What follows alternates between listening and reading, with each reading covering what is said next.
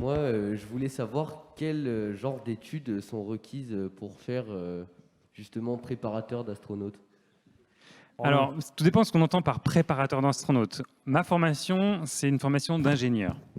Mais comment je suis arrivé à l'EAC, il y a beaucoup de façons. En fait, il y a pratiquement tout type de métiers sont présents, que ce soit à l'EAC, donc au Centre d'entraînement des astronautes à Cologne, mais dans tous les sites de l'ESA. Donc, je dirais, suivant les sites, on voit beaucoup d'ingénieurs, mais pas que. Donc vraiment, il y a plein de façons d'y arriver. Alors, une autre question? Parce que moi, j'en ai plein. Hein, donc, Vas-y, Gilles, en attendant que je vois les... Alors, qu'est-ce que vous faites maintenant, Romain? Je viens tout juste de commencer un nouveau challenge au CNES à Toulouse. Je vais aider le CNES à monter une structure qui s'appelle Spaceship FR comme France, pour préparer le futur de l'exploration. C'est une structure qui existe aussi en Allemagne, à l'EAC, donc au Centre d'entraînement des astronautes. Il y en a une autre, un site de l'ESA qui s'appelle EXAT en Angleterre. Et on essaye d'amener ensemble les acteurs, que ce soit l'industrie, les universités, les agences, pour tester ce qui nous servira lorsqu'on ira sur la Lune ou sur Mars. Alors vous savez, messieurs et mesdames, que l'Agence spatiale européenne va bientôt ouvrir des nouvelles candidatures, hein, avis aux amateurs. Peut-être parmi nos 4 invités, certains vont déposer leur candidature J'ai fait ça il y a longtemps. pour devenir astronaute. Ça n'a pas marché. Alors, à Roland, ça n'a pas marché, trop J'ai fait tard. ça à 21 ans, c'était il y a longtemps, vraiment longtemps. Maintenant, je crois que j'ai plus aucune chance. Plus de 50 piges. Non, il y a une limite Oh, d'âge, il y a une limite désolé. d'âge, hein, mais je suis atteint par les limites c'est d'âge. 35 hors taxe, donc là, c'est plus bon. Moi, s'ils me prennent, j'y vais, mais bon. Gilles, Non. non Moi, je suis déjà parti sur Tatooine, donc... Ah, bon. Donc, quand on a vu Tatooine une Oui, fois, exactement. voilà. Ouais, d'accord. Jules, Oui, tout à fait. Moi, je vais être impliqué dans cette nouvelle campagne de sélection, effectivement, pas en tant que candidat, bien sûr, puisque mon travail, il est tout autre, il est très intéressant aussi à l'Agence spatiale européenne. Mais en revanche, c'est vrai que l'agence, comme promis, va ouvrir des nouvelles candidatures au niveau européen. Donc, c'est le moment de surveiller les réseaux pour guetter la date de l'ouverture. c'est la Twitter, de ces la twittosphère. candidatures. Et Voilà. Facebook Live nous suivent en direct. Voilà. Candidatez, préparez-vous, préparez les CV, préparez le sport, enfin tout, quoi. Il faut se préparer, il faut être à fond. Hein. Romain, non? Je pense que je poserai ma candidature, même si l'âge compte. Et bon, voilà. Ah, too late. Bon, allez, une autre question, dans le public. Alors bonsoir, merci pour vos explications. Vous pourriez nous dire comment va évoluer dans les années, voire les décennies, ces activités? Parce que je pose la question parce que j'imagine que l'ISS a une durée de vie limitée. Vous allez nous rappeler jusqu'à quand elle existe. Et qu'est-ce qui va se passer après? Qu'est-ce qui pourra la remplacer avec autant d'astronautes qu'il y en a dans l'ISS? Alors, C'est une Jules, question pour qui, peut-être ça? C'est une Jules, question pour moi, Romain, Je peux répondre 2-3 trucs et tu me corriges si j'ai des bêtises. Ok, je vais corriger Romain. Vas-y. Donc l'ISS aujourd'hui, Faux. la Station spatiale internationale aujourd'hui, Merci. on imagine qu'elle va rester opérationnelle jusqu'en 2028, à peu près. Certains parlent peut-être de 2030. Il y a aussi des compagnies privées qui veulent ajouter des modules pour la faire vivre un peu plus longtemps. Donc tout ça, la Station spatiale internationale va peut-être s'orienter vers plus de côté commercial et les agences vont s'orienter plus vers l'exploration. Et aujourd'hui, il y a un programme qui s'appelle Gateway, qui est déjà en route, et l'ESA participe au Gateway, l'Agence spatiale européenne, pour mettre une station en orbite autour de la Lune. Et donc, voilà, le futur que l'on attend, c'est d'emmener nos astronautes vers l'orbite lunaire. Et après, je vous laisse remplir les pointillés. Et ce qui est intéressant pour l'Europe, c'est que la manière dont on emmène ces astronautes vers l'orbite lunaire, c'est avec la capsule Orion, qui est la prochaine capsule de la NASA finalement. Hein. Et cette capsule, elle a un module habité, bien sûr, où on met les astronautes, et elle a un module de service, c'est-à-dire un module qui va propulser cette capsule. Et ce module, il est fabriqué en Europe. C'est-à-dire que l'Europe, pour la première fois, est sur le chemin critique de la fabrication de cette capsule qui va emmener les astronautes du monde entier vers le Gateway. on se souvient tous de la capsule Jules Verne, hein, et voilà, qui est un dérivé, qui est un savoir-faire français et européen, évidemment. Alors, une autre question. Oui, c'est désormais maintenant, c'est chose courante, hein, ça y est. Voilà, c'est toujours notre spécialiste ici, au deuxième rang. Oui, bonsoir. Je voulais savoir comment Eva Green s'est préparée pour ce film. Est-ce qu'elle a fait un entraînement physique? Est-ce qu'elle a participé pendant le film elle-même aux épreuves physiques ou c'était vraiment à chaque fois une doubleuse? Donc, voilà. Bonne question, ouais. Eva Green, alors. Oui, c'est vrai. Alors Eva Green, pour elle, c'était très important d'être dans ce parti pris de véracité. Donc, on s'est rencontrés déjà en janvier, donc plusieurs mois avant le début du tournage. Elle est venue à Cologne déjà pour rencontrer les gens qui travaillent sur le centre d'entraînement des astronautes, le centre des astronautes à Cologne, pour rencontrer les gens de l'ESA, des instructeurs, mais aussi des astronautes, pour apprendre, pour observer les gestes, pour pouvoir être crédible en tant qu'astronaute. C'était quelque chose d'extrêmement important pour elle. Et effectivement, vous la voyez dans le film peut-être faire des exercices physiques, etc. Tout ça, il n'y a pas de double, bien sûr, c'est elle. Ouais. Elle est sportive, Alors, d'autres questions? D'autres questions? Allez-y. Peut-être la twittosphère, Je vous en non? prie. Facebook Live, twittosphère. Question? Bonsoir. question. Dans l'ISS, il y a eu une fuite. Plus fort, plus fort. Dans l'ISS, il y a eu une fuite. Est-ce que vous pourriez nous en parler un peu plus ou pas? Alors, la fuite de l'ISS. Laquelle? Celle de...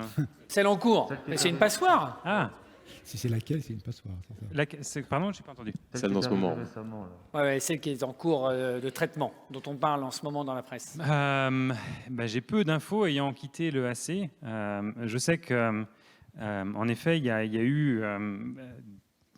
j'ai pas envie de dire de bêtises parce que je ne sais pas exactement où ils en sont. Il y a un petit trou, quoi.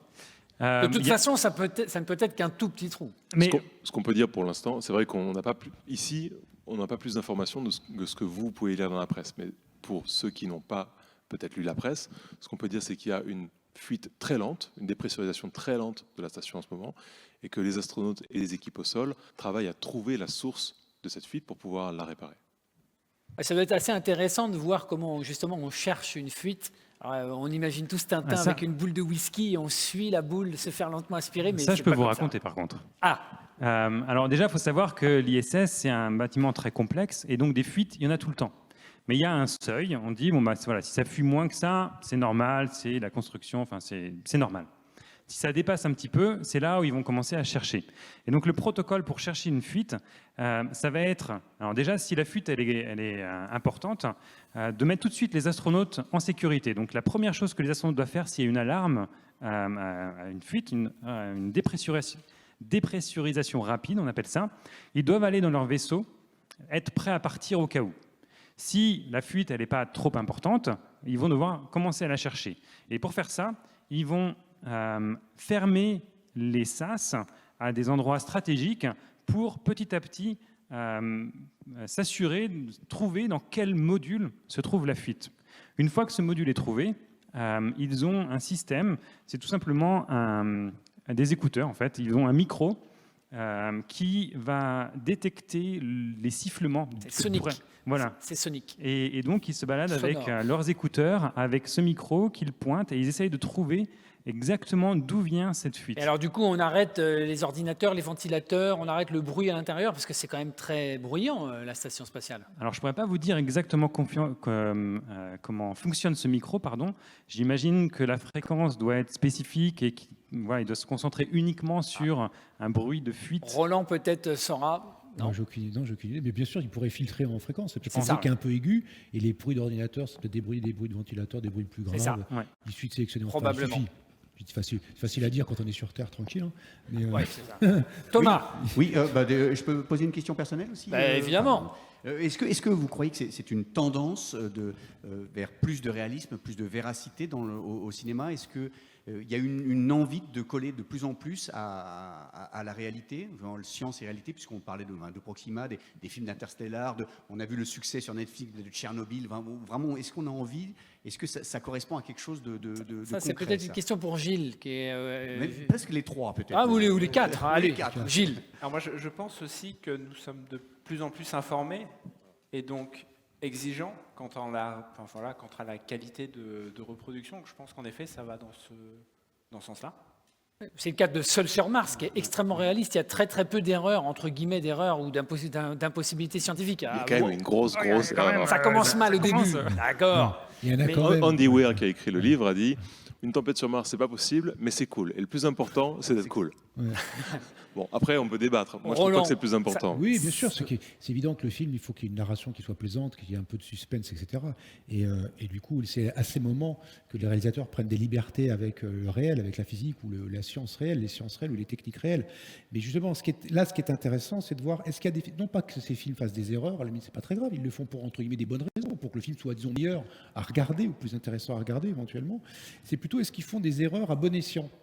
C'est-à-dire, est-ce qu'ils choisissent de faire des erreurs là où c'est vraiment crucial ? Autrement dit, si je ne faisais pas l'erreur, c'est tellement pas le même film et il est tellement pas intéressant que je préfère faire l'erreur. Et par exemple, un film comme Gravity, il y a énormément de choses qui sont très bien faites, même des détails insignifiants comme la forme des flammes. Quand il y a un incendie, c'est les bonnes formes de bonnes flammes dans un incendie en apesanteur. Mais donc ça, c'est absolument insignifiant. Mais elle passe devant. Mais par contre, il y a des trucs délirants quand elle se pousse aux fesses avec le petit réacteur du module Soyouz pour récupérer la station chinoise et qu'après, avec l'extincteur, elle y va. C'est juste non. Voilà. Mais c'est pas grave. La physique, et quand il se lâche, alors c'est une catastrophe. Eh oui. Bon, donc, mais simplement, si on le fait pas, le héros ne se sacrifie pas glorieusement et donc c'est pas le film. Par contre, tous les endroits où c'est pas nécessaire de entre guillemets, violer la physique ou les sciences, eh bien, c'est bien fait, c'est plutôt bien fait. Et donc, c'est ça qui est intéressant. Alors qu'il y a des films où ils s'en foutent totalement et c'est n'importe quoi en permanence. Par exemple, Star Wars. Mais c'est pas grave, c'est pas ça qui fait la qualité d'un film, donc on s'en fout aussi, d'une certaine façon. Donc on s'en fout aussi. Mais il y a d'autres films, alors j'ai dit le dernier, Sunshine, par exemple. Ça, c'est un film où il y a des endroits où ils s'arrangent avec la physique parce que ça les arrange. Bon, d'accord, ça me va. Mais il y a des endroits où ils pourraient faire des choses aussi spectaculaire, aussi importante dans le film, en respectant la physique. Voilà. Et c'est là où on peut dire, enfin, je dis, je regrette qu'il ne m'ait pas embauché, quoi. C'est ça. Conseiller technique. C'est la jalousie, je le reconnais. Conseiller scientifique dans un film, c'est un métier d'avenir. Ah, bien sûr, il y en a. C'est ce point-là qu'on pourrait regarder. Est-ce que c'était nécessaire de ne pas faire attention ou pas ? Et après, effectivement, maintenant, on a des moyens d'effets spéciaux spectaculaires, donc c'est la moindre des choses de faire un truc qui claque vraiment, quoi. Donc ça, ils n'hésitent pas à faire des belles choses. Est-ce qu'on clôt cette séance de questions là-dessus ? Est-ce que quelqu'un veut rajouter quelque chose là maintenant ? Ah, dernière. Allez, la dernière. Ah oui, et puis après, ça serait trop bête. Après, on passe à l'année prochaine. Bonsoir. Je voulais avoir votre avis sur le décalage qu'il peut y avoir entre l'exigence aujourd'hui pour un astronaute de se préparer pour aller dans l'espace et la promesse d'aller passer une nuit dans une station orbitale en touriste, puisque ça n'a pas dit. Enfin voilà, comment on va préparer le grand public si un jour ça arrive. Très bonne question, très très bonne question. Romain. Pas facile de répondre à ça. Je pense que déjà, astronautes, il y a un travail qui est spécifique. Ils apprennent à gérer la station avec tous ces systèmes, avec toutes ces expériences scientifiques. Donc beaucoup de l'entraînement se passe à ça. Ils ont... si on va, quand on parle des touristes spatiaux, eux aussi doivent s'entraîner, mais on leur apprend ce qu'il ne faut pas faire. On leur apprend à ne pas tout casser. Voilà, c'est à peu près tout ce qu'ils apprennent. Donc déjà, il y a une grande différence entre savoir réparer une station spatiale et savoir sur quel bouton il ne faut pas appuyer. Donc voilà, l'entraînement va être différent grâce à ça. Après, est-ce qu'on pourrait limiter l'entraînement des astronautes, le rendre un peu plus, je dirais, généraliste pour qu'ils puissent réagir à toutes les situations sans connaître exactement le nom de toutes les valves de la station ? Peut-être. C'est un débat qui est souvent remonté au niveau des agences. Mais voilà, il y a quand même une grosse différence entre un touriste et un astronaute qui a un travail à faire. Merci beaucoup. Merci à nos invités, Jules, Romain, Gilles.